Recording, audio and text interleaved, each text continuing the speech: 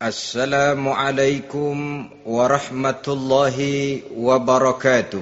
Waalaikumsalam warahmatullahi wabarakatuh. Bismillahirrahmanirrahim. Alhamdulillahi rabbil alamin. Wassalatu wassalamu ala ashrafil anbiya'i wal mursalin. Sayyidina wa maulana Muhammadin wa ala alihi wa ashabihil mujahidin at-tahirin. Amma ba'du, subhanaka la ilma lana illa ma 'allamtana innaka antal alimul hakim. La haula wa la quwwata illa billahil aliyyil azim. Saudara-saudara kaum muslimin, terutama adik-adik para remaja dan pemuda yang saya cintai. Apabila seseorang akan membangun rumah, tentu saja dia akan mengadakan beberapa pilihan. Sejak dari memilih lokasi di mana rumah itu akan didirikan, sampai kepada menentukan bahan-bahan kualitas yang akan dipakainya, sampai kemudian kepada wujud dan bentuk rumah yang akan ditinggalinya. Demikianlah bahwa untuk membangun sebuah rumah yang hanya untuk menaungi kehidupan di dunia ini, kita mengadakan berbagai macam pilihan. Apalagi kalau kita akan membangun sebuah rumah tangga yang kita harapkan tidak hanya akan menaungi kehidupan di dunia ini, tidak hanya untuk kepentingan kita saja, tetapi juga untuk kepentingan anak cucu kita di belakang hari, termasuk sampai kepada hari akhirat nanti. Oleh karena itu, pada pertemuan kali ini, saya hanya ingin khusus berbicara kepada adik-adik remaja dan para pemuda, bagaimana sebaiknya memilih jodoh menurut ajaran agama Islam. Dalam Al-Quran, Allah subhanahu wa ta'ala menjelaskan, Zuyyina linnasi hubbus syahawati minan nisa. Bahwa manusia, apapun jenisnya, asal dia bernama manusia, dihiasi dengan perasaan cinta kepada perempuan. Jadi sejak dahulunya secara fitrah, laki-laki senang kepada perempuan, sebagaimana perempuan pun senang kepada laki-laki. Dihiasi rasa cinta ini dalam kehidupan manusia. Dan oleh karena adanya rasa cinta, berkembanglah segala macam persoalan. Sehingga seorang ahli cinta pernah berkata, cinta adalah 5 huruf yang membuat persoalan tidak akan pernah selesai. 5 huruf yang membuat persoalan tidak akan pernah selesai-selesai. Tetapi dalam kehidupan sehari-hari sering kita saksikan bahwa cinta ini bisa mendorong, memberikan motivasi yang baik, dan cinta ini pun bisa juga memberikan dorongan yang tidak baik. Oleh karenanya, apabila cinta itu ibarat setetes embun yang jatuh di bumi yang subur, akan tumbuhlah di atasnya aneka ragam bunga-bungaan yang harum semerbak, indah mewangi, sedap dipandang orang, menebarkan rasa aman, damai, sentosa, dan begitu selanjutnya. Tapi jika cinta itu jatuh di hati yang gersang dan tandus, tidak ada yang akan dapat tumbuh di sana selain sirih memanjat batu, kuning daunnya, lemah gagangnya, maka cinta yang semacam itu tidak akan memberikan dorongan positif kepada seseorang di dalam kehidupannya.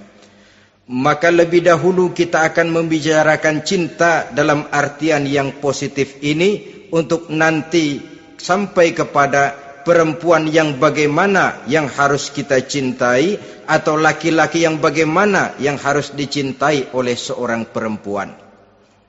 Saudara hadirin yang saya hormati, cinta dalam artian yang positif, pertama, dia selalu mendatangkan keindahan. Yang kedua, cinta itu memberikan energi atau semangat untuk berjuang. Dan yang ketiga, cinta itu selalu membawa resiko dalam bentuk pengorbanan. Maka cinta yang positif pertama melahirkan keindahan. Disinilah orang memerlukan filter atau saringan. Sebab keindahan yang didasarkan karena cinta itu merupakan satu keindahan yang relatif saja. Boleh jadi karena indah orang jadi cinta, boleh juga jadi karena cinta segala sesuatu terasa jadi indah.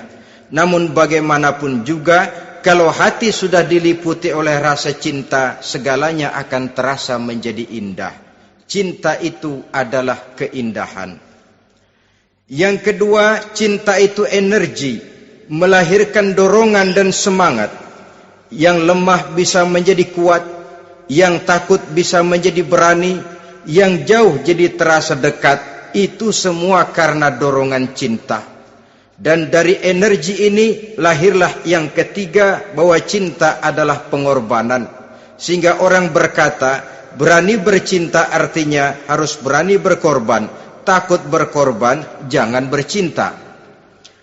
Kalau cinta ini kita salurkan kepada nilai-nilai agama umpamanya, yang pertama, cinta mendatangkan keindahan. Kita cinta kepada agama, maka apapun yang diperintahkan oleh agama akan terasa menjadi indah. Solat akan terasa menjadi indah. Puasa terasa menjadi indah. Zakat terasa menjadi indah. Jihad pun akan terasa menjadi indah. Persis kalau kita cinta kepada seorang gadis. Jika kita cinta kepada seorang gadis, apanya saja akan kelihatan menjadi indah. Jalannya terasa indah, lenggang-lenggoknya terasa indah, suaranya merdu padahal cemprengnya bukan main. Seluruhnya akan mendatangkan keindahan karena dasarnya sudah cinta. Cinta membawa kepada keindahan. Yang kedua, cinta itu melahirkan energi. Orang yang cinta kepada agama akan lahir tenaga dan semangatnya melaksanakan ibadah, melaksanakan puasa, melaksanakan zakat, melaksanakan solat, melaksanakan haji, bahkan melaksanakan jihad sekalipun. Cinta selamanya menimbulkan energi dan semangat. Sama saja dengan kita apabila jatuh cinta kepada seorang gadis, walaupun rumahnya jauh, katanya, gunung pun akan kudaki, lautan pun kuseberangi. Untuk apa itu? Untuk menemui apa yang kita cintai. Cinta selamanya melahirkan energi. Capek tidak terasa, lelah tidak terasa, semuanya tertutup oleh keindahan yang bernama cinta. Lalu yang ketiga, cinta membawa pengorbanan. Apabila kita cinta kepada agama, maka pengorbanan terhadap apapun yang diminta oleh agama, baik itu pengorbanan waktu, tenaga, pikiran, harta, bahkan pengorbanan nyawa sekalipun, kita tidak akan berat melaksanakannya karena cinta kita kepada agama yang kita anut ini. Demikian juga cinta kita kepada seorang perempuan akan membuat kita rela berkorban. Apapun yang dia minta, jangankan kita tidak mampu, jangankan kita mampu, kita tidak mampu sekalipun, kita masih berusaha untuk mampu guna memenuhi tuntutan si buah hati belahan jantung. Kadang-kadang malam minggu si doi ngajak nonton, umpamanya duit tidak ada, gajian belum, kerja enggak. Timbullah inisiatif, entah sepatu kita jual ke tukang loa, entah celana mampir dulu ke tempat lain. Yang penting kita berkorban untuk memenuhi permintaan si buah hati belahan jantung. Ketika itu pengorbanan sudah tidak kita rasakan lagi. Bahkan pengorbanan yang paling pedih sekalipun, dalam gurau, dalam bercanda misalnya, dicubit kita oleh kekasih kita, pedih bukan main, terkelupas kulit, mengalir darah, bukan nangis, nyengir. malah kadang-kadang minta tambah dicubit lagi. Itulah romantikanya cinta, sanggup membuat orang berkorban, melahirkan energi dan semangat, menambah keindahan dalam kehidupan, sepanjang dia dalam artian yang positif. Kalau demikian masalahnya, di dunia yang penuh dengan perbenturan nilai sekarang ini, orang sering salah jalan bagaimana memilih jodoh untuk membangun rumah tangga yang bahagia. Jangan lupa bahwa membangun rumah tangga ini bukan hanya untuk 1-2 bulan, bukan hanya untuk 1-2 tahun, bahkan bukan cuma untuk kehidupan dunia, lebih daripada itu pun untuk menunjang kebahagiaan di akhirat. Oleh karenanya, memilih jodoh bukan satu hal yang mudah, bukan satu hal yang bisa dilaksanakan sambil lalu, tetapi memerlukan penelitian, memerlukan pengamatan yang mendalam. Apa petunjuk agama tentang itu? Dengan kata lain, bagaimana seharusnya seseorang memilih jodoh dalam kehidupannya? Ini tentu saja sumbangan moral buat adik-adik remaja dan para pemuda yang lagi kebingungan memilih jodoh, atau barangkali buat bapak-bapak yang kepengen nambah lagi.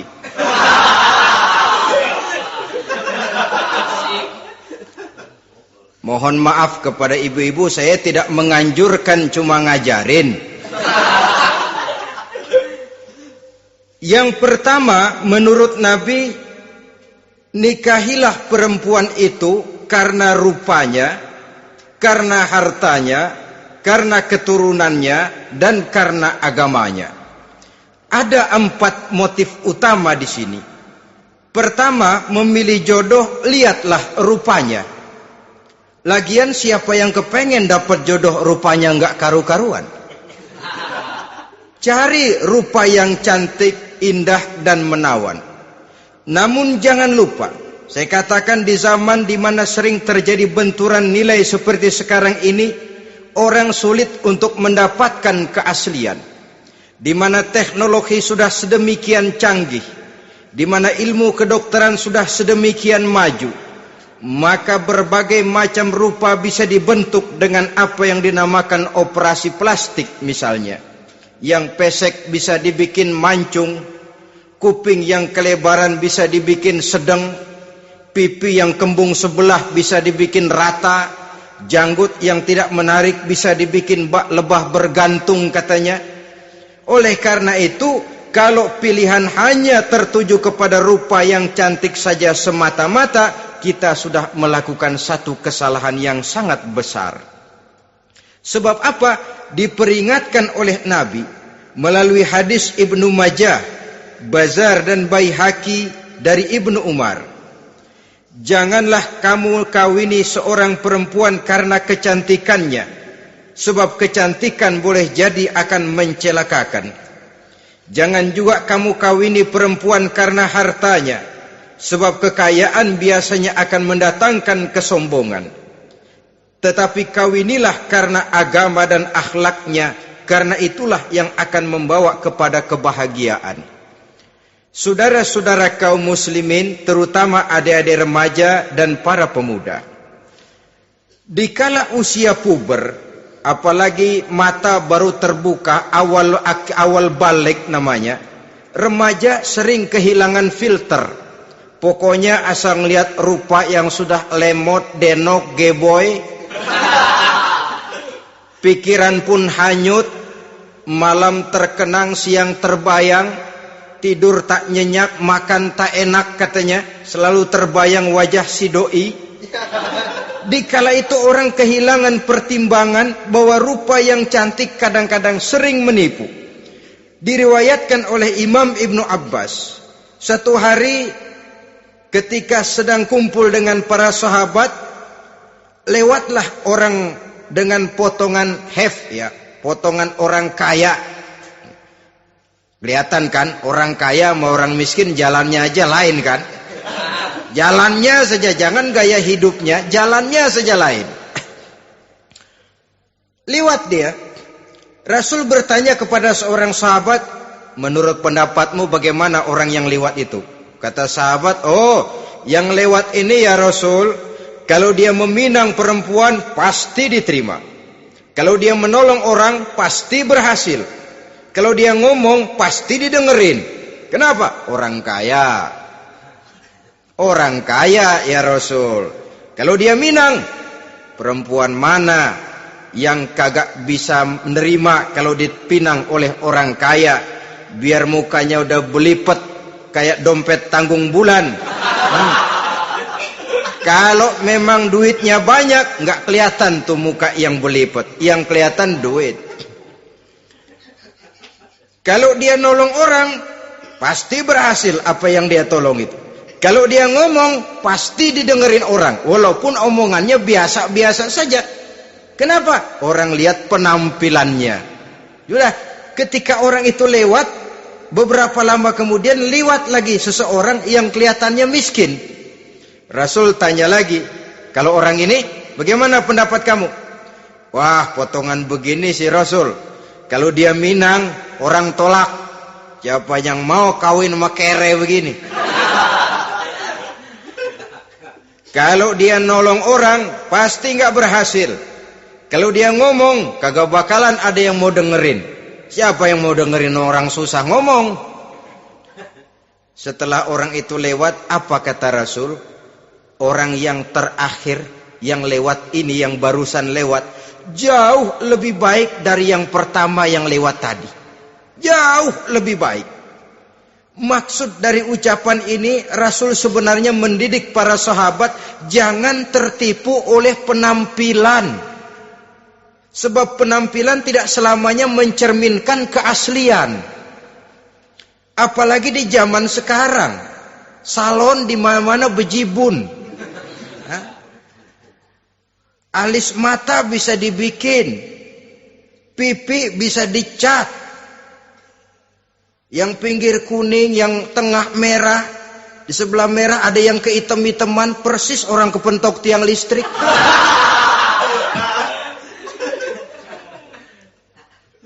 Kecantikan yang artifisial, kecantikan yang bukan alami.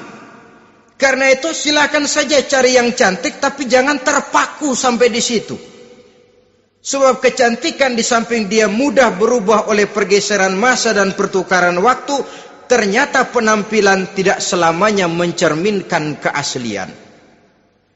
Lain hari seorang sahabat pernah mengadu, "Ya Rasul, ada apa?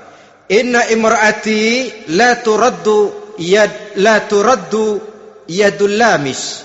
Ya Rasul, istri saya tidak pernah menolak tangan orang laki yang menjamahnya, mengajak salaman kepadanya. Apa jawab Rasul? Ceraiin aja. Tapi hati saya berat ya Rasul, saya cinta betul sama dia. Ya kalau hatimu berat, jaga dia baik-baik. Nah, dari riwayat ringkas ini kita ambil satu perbandingan. Memang punya istri berwajah cantik itu kadang-kadang si malakama kalau imannya tidak kuat. Si malakama. Kita diemin aja, binal, makan hati, nggak aman, nggak tentram. Jangan-jangan saya berangkat ke kantor, dia ngompreng.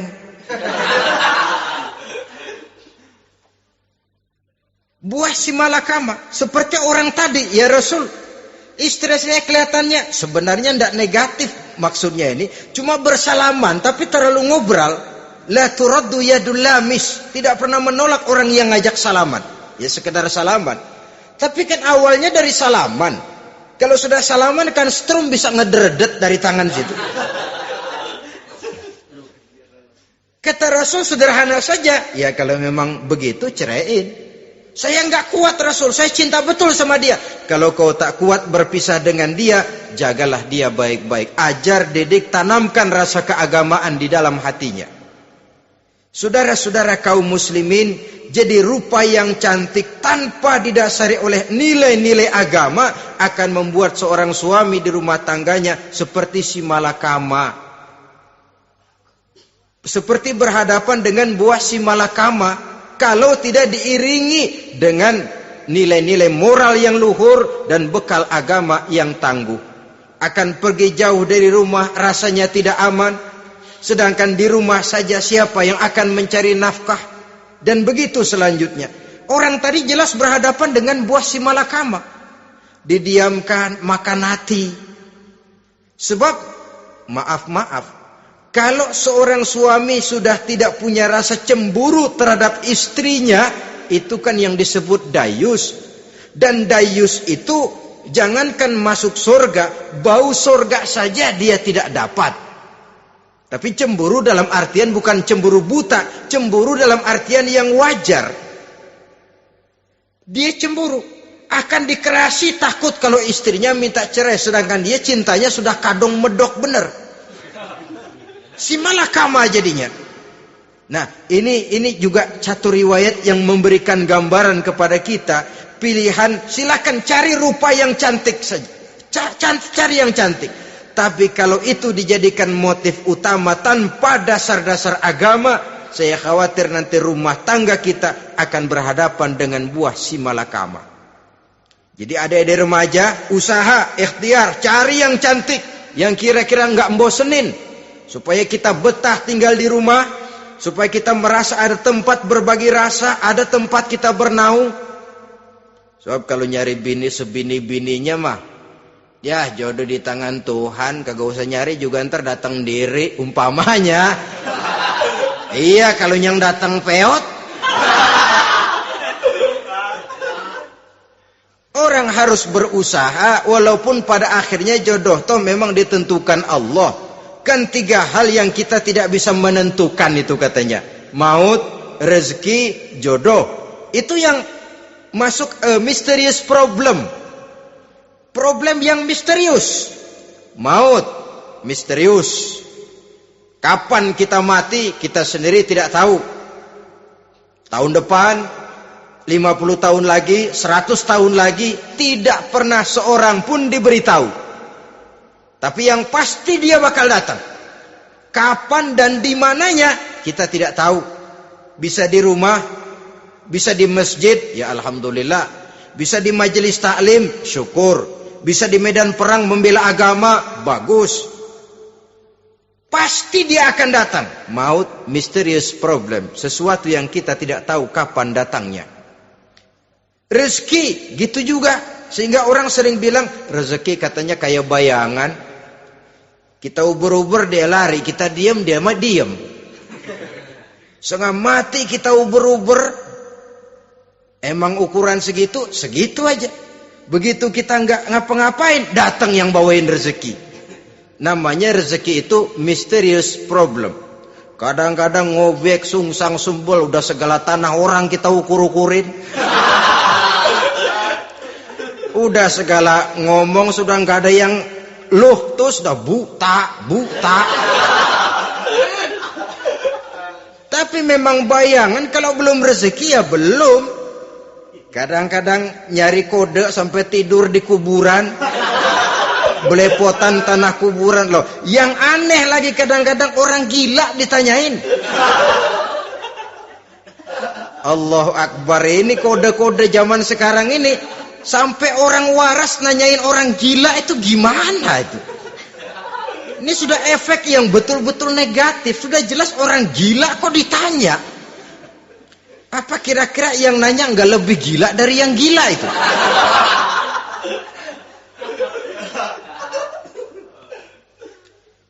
Saudara-saudara kaum muslimin, terutama adik-adik remaja dan para pemuda, jadi silakan saja cari rupa yang cantik, karena dia akan jadi tautan hati, buah hati belahan jantung, tempat kita berbagi rasa, tempat kita pulang dan tinggal di rumah tangga kita.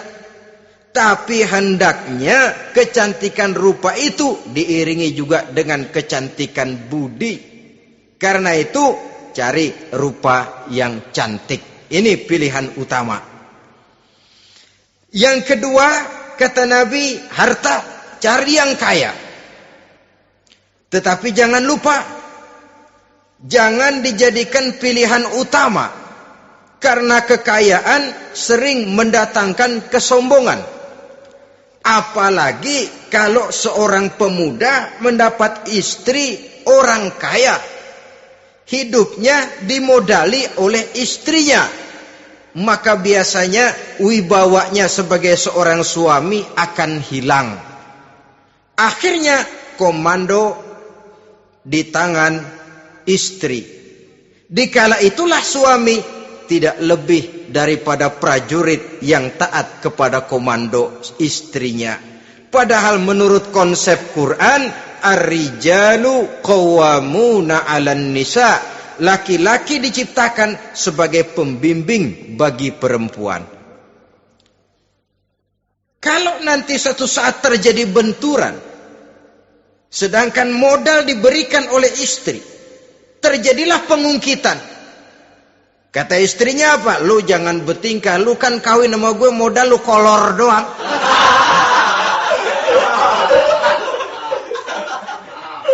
Kalau sekarang bertingkah silakan keluar rumah. Bawa seperti engkau datang dulu. Jangan bawa apa-apa. Pergilah seperti engkau datang dulu kemari. Hilanglah wibawa seorang suami. Suami kalau udah digentak sama istri begitu, ngelempuruk kayak ayam sampar. Di mana lagi letak wibawanya? Harta sering mendatangkan kesombongan. Oleh karena itu, walaupun diperintahkan cari yang keturunan orang kaya, tapi maksudnya jangan dompleng. Sebab kepribadian seorang suami akan ditentukan oleh sifatnya sendiri. Keberadaannya ditentukan oleh karya dan perbuatannya sendiri. Itulah yang akan menampilkan kepribadian dia dalam kehidupan di masyarakat ini. Saudara-saudara kaum muslimin, terutama adik-adik remaja dan para pemuda, kan kadang-kadang di zaman sekarang kan kelas-kelas gigolo, playboy ya, nyari tante-tante kesepian, mejeng-mejeng di pinggir-pinggir jalan dengan harapan apa? Ya barter lah, tukar tambah. Nah, supaya dapat rokok, dibelikan pakaian, motor dan sebagainya. Tapi yang jelas hilang harga diri sebagai laki-laki, dan itu yang paling mahal. Kalau seorang laki-laki sudah kehilangan harga diri, apalagi yang bisa dibanggakan dalam kehidupan ini? Apa artinya naik mobil kalau kepala tertunduk ke bawah? Apa artinya jalan di tengah masyarakat kalau kita tidak bisa menengadah dengan satu kebanggaan? Hilangnya harga diri merupakan kehancuran awal dari sebuah pribadi yang untuk jangka panjang kita tidak akan bisa lagi berbuat banyak. Tanpa harta orang memang sulit untuk bahagia. Tapi harta semata-mata bukan merupakan jaminan bahwa orang lantas akan bahagia.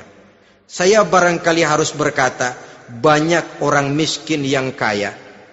Tapi tidak sedikit orang kaya yang miskin.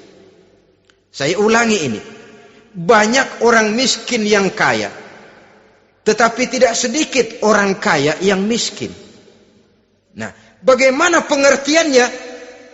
Orang miskin yang kaya, materinya sederhana, peralatan rumah tangganya sederhana, tapi hatinya kaya.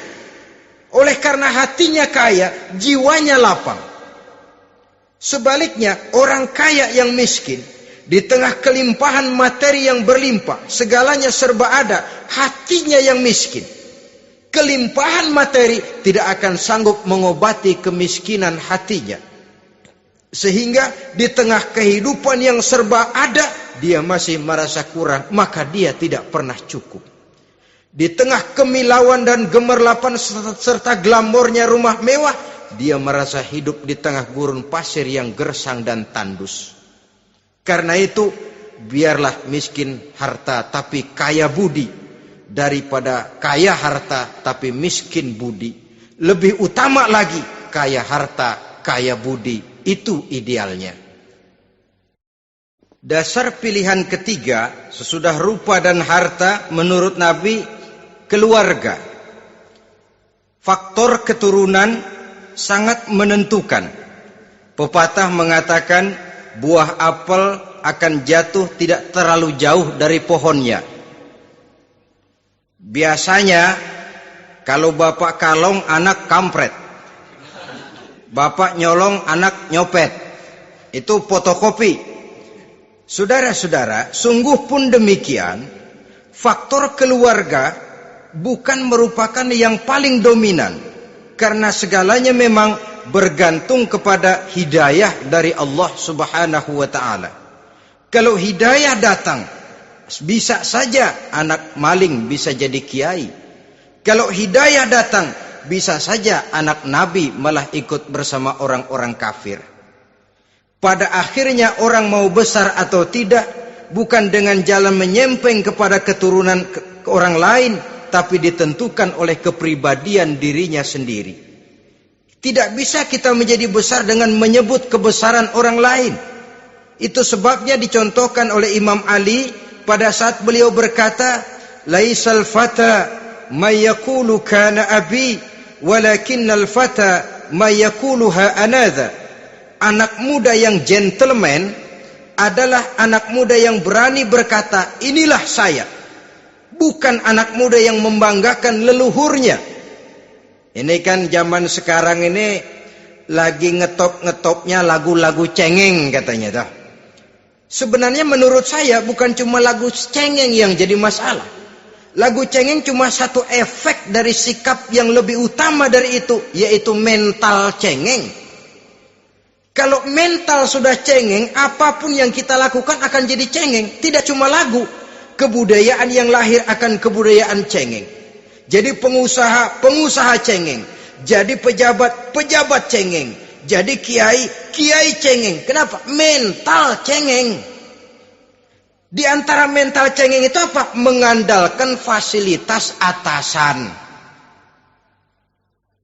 Kalau tidak ada fasilitas dari atas, lantas tidak bisa berbuat apa-apa, cengeng.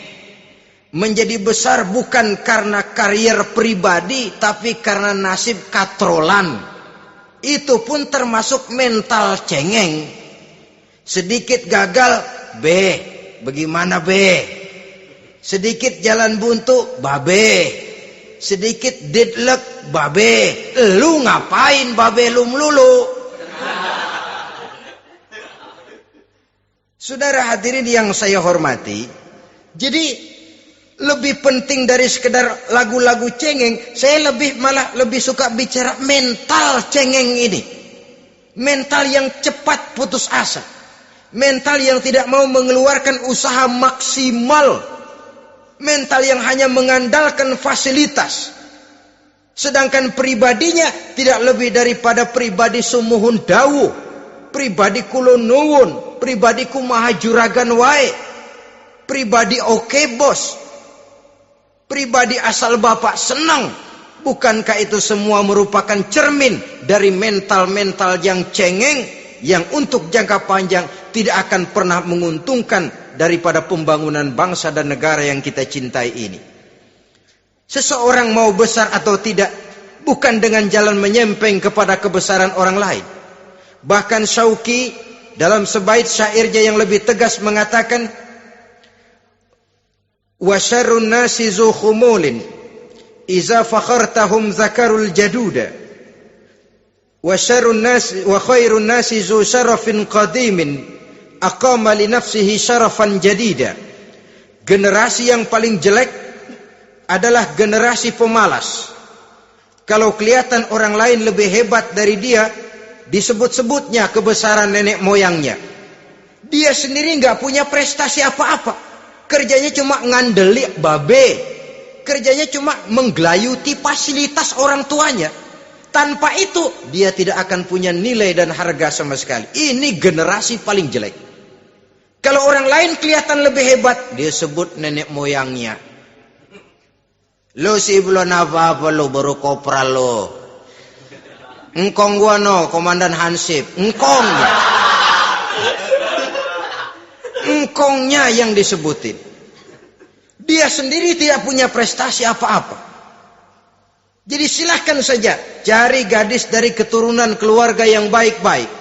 Tapi jangan jadikan tendensi utama, jangan dengan niat untuk menyempeng kepada kebesarannya. Tapi paling tidak dengan niat agar mudah-mudahan dari benih yang baik ini akan lahir keturunan-keturunan yang baik pada akhirnya nanti. Itu yang kita harapkan. Bukan lalu dengan pertimbangan, weh, mertua gue bos nih, kali aja begitu gue kawin dia mampus. Ini semua warisan kan jatuh kemari semua. Kalau itu niatnya sudah jelas salah. Kita mencari perempuan dengan keturunan-keturunan yang baik dengan berharap agar anak-anak kita nanti yang akan merupakan benih cucunya akan melahirkan kebaikan-kebaikan seperti leluhurnya dulu. Saudara, pilihan yang keempat kata Nabi, agama. Ini yang paling inti. Kenapa? Agama itu motivasinya moral. Di sini segalanya ditentukan. Rupa yang baik, harta yang banyak, keluarga yang luhur. Kalau sudah dilandasi oleh agama yang rapuh, bahkan tidak beragama sama sekali, ketiga hal di atas tadi hanya akan mendatangkan malapetaka. Sekarang kan kita tertipu oleh penampilan, padahal penampilan belum tentu kenyataan. Di jalan-jalan kita akan lebih terpesona melihat gadis pakai miniskirt di atas lutut ketimbang kita melihat gadis-gadis yang pakai jilbab.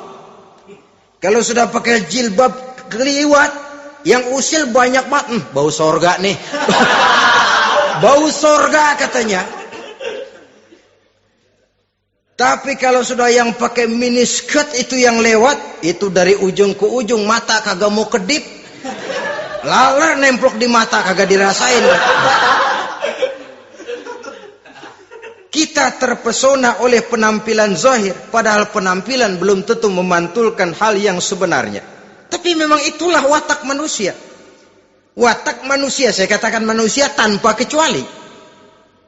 Tetapi bergantung kepada pemikiran jangka pendek atau jangka panjang. Kalau jangka panjang yang kita pikirkan, ya tentu kita tidak akan mudah terpesona oleh hal yang zahir. Sampai-sampai Quran sendiri mengatakan budak yang hitam legam tapi beriman itu lebih baik daripada orang-orang musyrik walaupun cantik, denok, lemot, geboy. Ada lagi nggak bahasa yang lebih dari itu? Cantik, denok, lemot, geboy, bahenol, nerkom.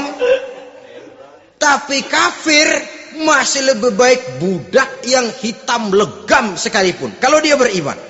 Kenapa? Rumah tangga untuk jangka panjang.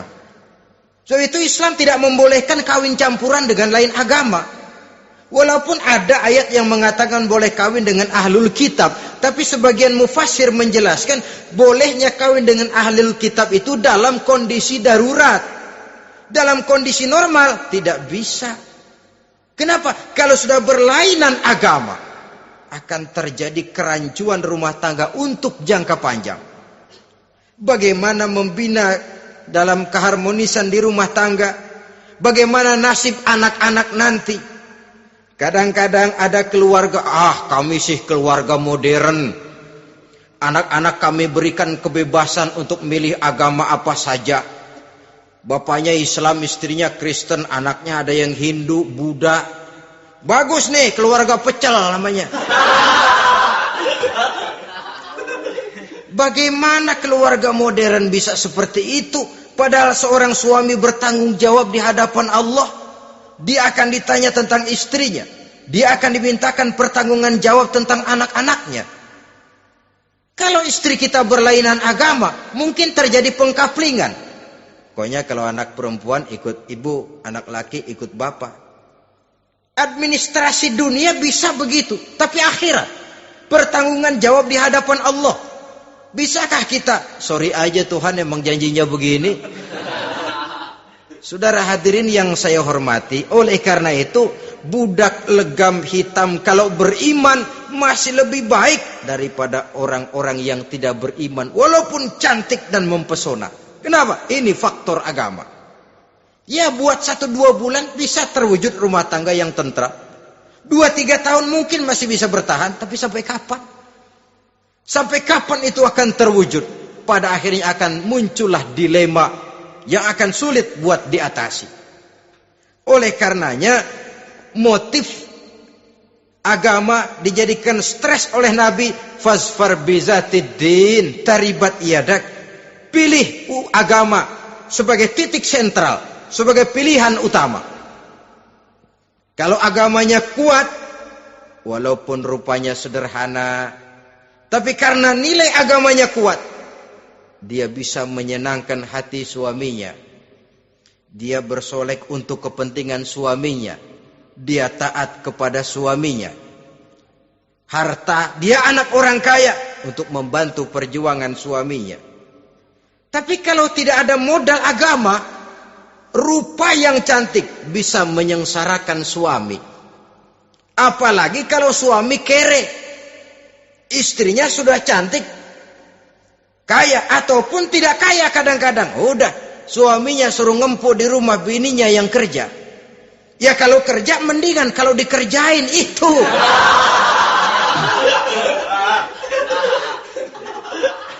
Itu yang repot.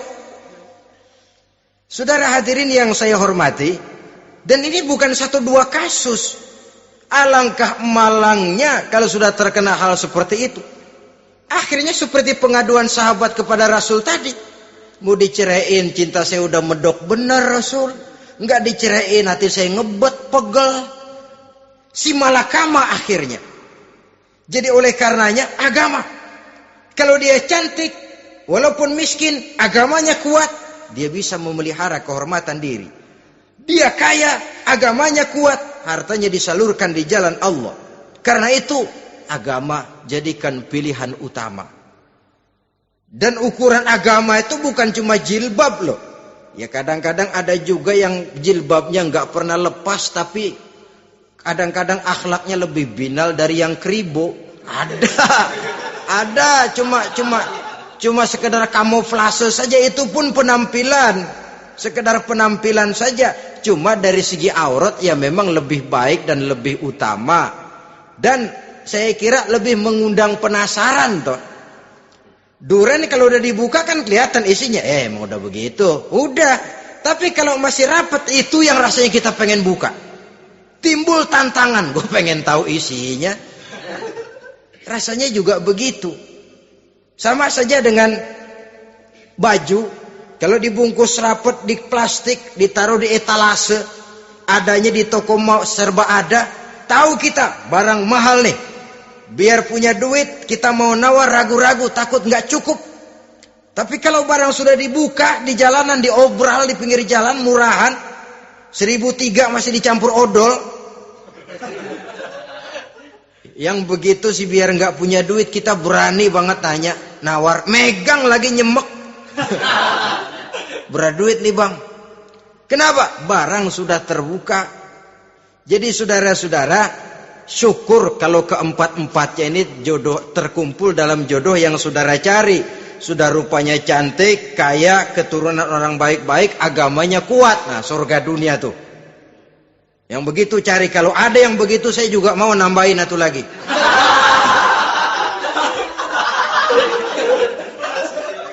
Tapi yang kumpul keempat-empatnya ini terus terang saja langka. Makhluk langka ini. Kadang-kadang cantik, kaya, keluarganya hebat, agamanya nol, akhlaknya kayak setan. Tapi yang paling celaka kalau empat-empatnya kagak ada. Rupanya jelek, melarat, bapaknya biang maling, kagak beragama lagi. Apanya yang mau dipilih? Mampus saja mendingan. Sudah nggak ada pilihan sama sekali tuh. Sudah nggak ada pilihan sama sekali. Saudara hadirin yang saya hormati, terutama adik-adik remaja. Nah, lalu apa motivasi agama dalam pembinaan ini apa?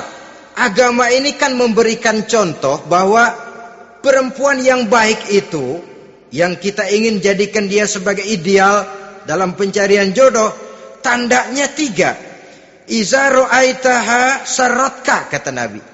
Kalau dipandang, dia bisa menggembirakan kamu. Kan ini yang penting buat seorang suami. Kalau saudara nanti jadi suami, punya istri yang jadi partner setia mendampingi suaminya. Kalau dilihat, nggak membosenin. Kenapa? Dia berdandan untuk nyenangin hati suaminya. Enggak bosenin. Kan kadang-kadang ada bini kalau kita pulang demek aja fotonya.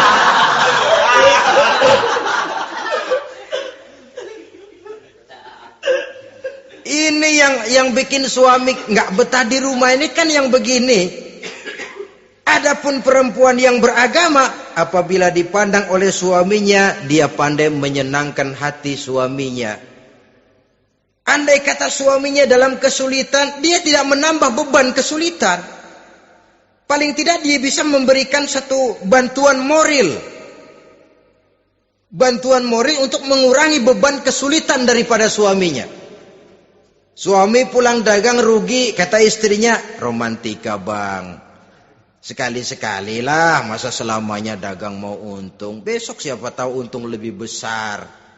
Kan meringankan toh. Kadang-kadang enggak, suami pulang dagang dari pasar panas, rugi. Sampai rumah bini pidato. Pletar-pletor. Lu dagang rugi, emang lu laki goblok.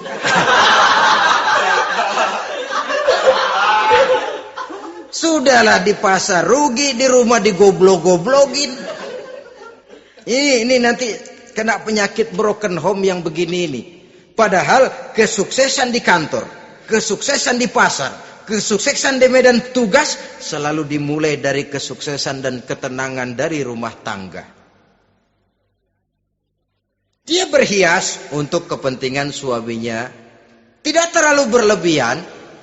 Dan suaminya pun pandai menghargai istrinya dengan kata-kata yang menimbulkan gairah dan semangat.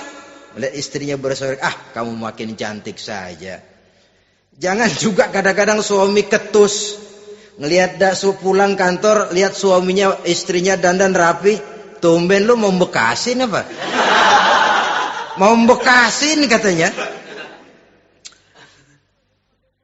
Artinya apa ini? Pandai mengembirakan, bisa tenggang rasa, bisa berbagi rasa. Sehingga suami merasa ada tempat dia bertukar pikiran, ada tempat dia membicarakan persoalan. Dialog dalam kehidupan berumah tangga itu sangat diperlukan. Iza ra'aitaha sarratka, kalau dipandang dia sanggup mengembirakan kamu. Dikasih uang 500 senyum, 5.000 pun ketawa. Menggembirakan. Dia bisa taruh kata hatinya kesel, tapi mulutnya senyum. Nah ini yang sulit ini. Senyum tapi kesel, kesel tapi senyum. Kadang-kadang istri itu kan kalau sudah kesel, suami pulang nggak bisa dia menyembunyikan kekesalannya. Dari jauh suami sudah lihat ini yang nyambut, ini bemo ini. Udah monyong, serem. Saudara hadirin yang saya hormati, yang kedua, bila diperintah dia taat. Ini pengaruh agama. Sehingga Nabi mengatakan, "Lau amartu li ahadin ayyasjuda ila ghairiha, la amartul mar'ata litasjuda ila zawjiha likibari haqqihi 'alaiha." Andai kata saja boleh aku memerintahkan manusia untuk sujud kepada sesama manusia, pastilah aku perintahkan perempuan untuk sujud kepada suaminya. Kenapa? Karena besar hak suaminya kepada dirinya. Untung sujud kepada manusia tidak boleh. Andai kata boleh, perempuan disuruh sujud sama suaminya. Ini tidak perlu sampai sujud, cium tangan saja minta ridho suami. Kadang-kadang perempuan sekarang berat. Paling banter setahun sekali lebaran doang. Laki pulang sembahyang tubruk, cium tangan minta redo, nangis segala macam. 3 hari habis lebaran beras habis, monyong aja lagi.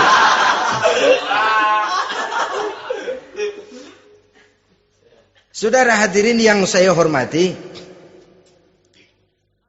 yang ketiga, akibat pengaruh agama, dia sanggup memelihara kehormatan diri dan sanggup menjaga harta suaminya. Memelihara kehormatan diri baik pada saat suaminya di rumah atau pada saat suaminya tidak ada di rumah.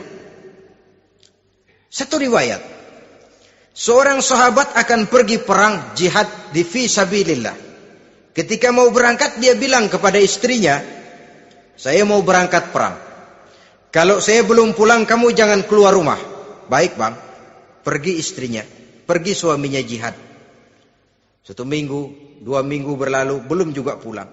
Satu hari datang utusan dari rumah orang tua si istri ini. Assalamualaikum bu. Waalaikumsalam. Ada apa? Ada berita kurang enak bu, orang tua ibu sakit parah, mohon tolong ditengokin. Apa kata si istri? Maaf saja, suami saya belum pulang dari medan perang. Saya belum dapat izin keluar rumah kalau dia belum pulang. Tolong sampaikan maaf saya kepada orang tuanya. Pulanglah utusan tadi. Besok balik lagi. Bu, ada apa? Udah Senin Kemis. Napasnya sudah sampai tenggorokan. Tolong tengokin buat terakhir kalinya bu. Suami saya belum pulang. Dia pesan kalau dia belum pulang saya jangan keluar rumah. Saya nggak bisa tengokin orang tua saya. Salam maaf saja. Pulang utusan itu. Besok balik lagi. Bagaimana? Sudah meninggal bu. Mau dikubur. Tengokinlah buat terakhir kalinya. Suami saya belum pulang. Saya belum berani keluar rumah kalau suami saya belum pulang. Itu janji saya sama suami saya. Pulanglah utusan ini ngadu kepada Rasulullah sallallahu alaihi wasallam. Ya Rasul, ini perempuan kelewatan benar. Dari orang tuanya sakit sampai sekarat, sampai mati, sampai dikuburin dia nggak nengokin. Memangnya kenapa? Suaminya katanya pergi jihad. Dan suaminya tidak mengizinkan dia keluar rumah. Kalau si suami belum pulang. Apa jawab Rasul? Marahkah beliau? Tidak, beliau senyum. Apa katanya? Dosa orang tua yang meninggal ini telah diampuni oleh Allah karena dia punya anak perempuan yang begitu taat kepada suaminya. Allahu Akbar. Dosa orang tua yang sudah meninggal itu diampuni oleh Allah karena dia punya anak perempuan yang begitu taat kepada suaminya. Ketaatannya kepada suaminya menyebabkan dosa orang tuanya diampuni oleh Allah Subhanahu wa taala. Suami pergi jihad, orang tua sakit keras, tidak berani dia keluar rumah. Itu tandanya bisa menjaga kehormatan diri. Kalaupun satu saat suaminya manggil, bu tolong ambilin uang di dompet. Dompetnya dibawa, bang ambil saja sendirilah, nanti salah ambil lagi saya. Kadang-kadang enggak, suaminya pergi mandi, dompet berantakan. Saudara hadirin yang saya hormati, ini motivasi agama. Jadi kecantikan zahir yang diimbangi dengan kecantikan batin oleh karena pengaruh agama tadi. Kalau sudah kemari, orang tidak perlu mikir-mikir operasi plastik, bikin yang pesek jadi mancung supaya orang tertarik, bikin belakang yang kurus jadi menarik. Tidak. Orang tidak perlu lagi pakai susuk-susukan, dipasang di bibir supaya kalau senyum orang gempor, supaya kalau ngomong orang percaya, dipakai di kuping supaya macam-macam. Tidak perlu lagi pakai jompa-jampe, pelet-peletan supaya kalau diludahin orang ngikut. Nggak perlu lagi. Kenapa? Cinta itu nature, sesuatu yang alamiah, yang tidak bisa dipaksakan. Dia kudrati, karunia dari Allah. Tidak bisa cinta dipaksakan. Kalaupun bisa, dengan ilmu pelet, oh saudara bisa membuat orang jatuh cinta, ya 2-3 hari, 4-50 hari. Kesananya apa yang akan terjadi? Kelanggengan tidak akan pernah terwujudkan. Kenapa? Keterpaksaan yang akan timbul. Dalam kondisi semacam itu, rumah tangga tidak akan mengalami ketenangan dan ketentraman. Jadi biarkan cinta berjalan secara alamiah, karena dia memang alamiah. Saudara-saudara, nah sekarang kalau sudah ketemu nih, yang 4 tadi, rupa cantik, keturunan boleh, kaya lumayan, agama kuat. Apa yang harus kita cari? Apa yang harus kita lakukan? Apa pakai pepatah anak sekarang? Aku lihat, aku pikat, aku dapat, aku sikat, aku minggat. Bangsat.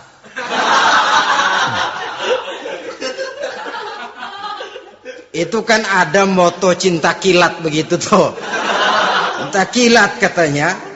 Aku lihat, aku pikat, aku dapat, aku sikat, aku minggat. Bangsat. Atau kita harus hanyut dalam arus free love, free sex, summon living, eksperimen dulu?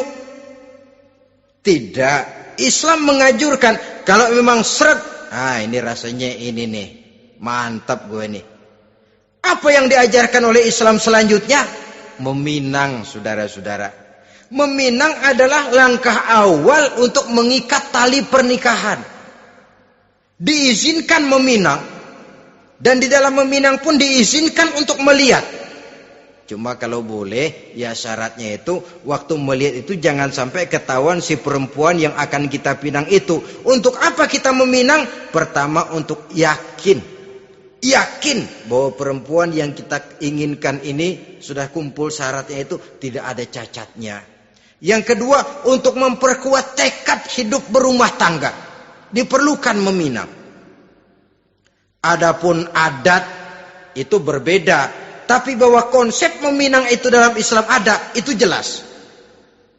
Ya kalau mesti bawa pisang raja, pakai roti buaya, pakai martabak segede ban mobil truk segala macam, itu adat saja, ya. Tapi yang real meminang itu ada dalam Islam. Nah, bagaimana adab meminang? Setelah kita tahu anak ini cantiknya ya, keturunan baik, ya kekayaannya lumayan, agamanya kuat, pinanglah dia. Caranya boleh lihat langsung. Lihat langsung kalau bisa tanpa setahu si perempuan. Dan batas yang boleh dilihat itu muka dan tangan. Itu saja. Jadi jangan gerusak. Minta permisi Pak, saya mau ngelihat anak bapak seutuhnya. Soalnya buat saya ini nanti. Apanya aja dibedolin, jangan. Kira-kira yang boleh itu muka sama tangan. Andai kata kita risih, sebab nanti kalau nggak jadi akan jadi timbul rasa malu dan si perempuan juga kasihan. Boleh mengutus perempuan yang kita percaya. Coba kau ke sana, lihat kondisinya yang sebenarnya bagaimana. Kalau ngelihat dari jauh sih utuh, siapa tahu nanti tangannya kurang sebelah. Coba lihat sana. Saudara-saudara, kemudian boleh juga ditanyakan kepada orang tuanya. Dan dalam hal ini orang tua si gadis tidak boleh menyembunyikan aib atau cacat yang dimiliki oleh anaknya. Dia harus menceritakan apa adanya, sampai pun kekurangan anaknya yang paling kecil sekalipun. Sebab apa? Jangan sampai istilah pepatah beli kucing dalam karung. Kedengeran suaranya doang meong-meong, begitu dibuka tuh kucing gempor sebelah kakinya nggak ada. Kan tentu kita tidak kepengen kecewa di belakang hari. Itulah perlunya meminang sebagai jembatan untuk menuju kepada pernikahan. Nah, dengan demikian kalau sudah usaha meminang ini dilaksanakan, jangan merasa sudah setengah resmi. Ini yang kadang-kadang jadi penyakit. Malah sesudah meminang harus masing-masing lebih menjaga diri, menjaga kehormatan, menjaga pergaulan. Kenapa? Agar saat memasuki jenjang pernikahan nanti merupakan jenjang yang sangat ditunggu-tunggu. Ada rasa keinginan tahu. Kalau tidak, ya udah biasa, nggak giroh lagi ngadepin perkawinan. Kenapa? Kemarin-kemarin gue udah cobain. Hilang gairah lagi. Sebab itu kalau sudah meminang, jangan merasa sudah setengah halal. Udah minang ini Kadang-kadang orang tua juga konyol. Sudah dipinang, diumbar. Lu bawa kemana keda lu udah pinang? Padahal meminang itu cuma langkah awal. Sedangkan selanjutnya harus lebih berusaha menjaga kehormatan diri sampai pada saat nanti pelaksanaan pernikahan. Nah, saudara-saudara, terutama adik-adik remaja dan para pemuda, walaupun agak sekilas memang karena terbatasnya waktu pada pertemuan ini, mudah-mudahan bisa memberikan gambaran yang sepintas tentang bagaimana sebaiknya kita memilih jodoh di dalam membina rumah tangga yang bahagia. Semoga ada manfaatnya. Terima kasih atas segala perhatian. Mohon maaf atas segala kekurangan. Usikum wa nafsi bitaqwallah. Wassalamualaikum warahmatullahi wabarakatuh.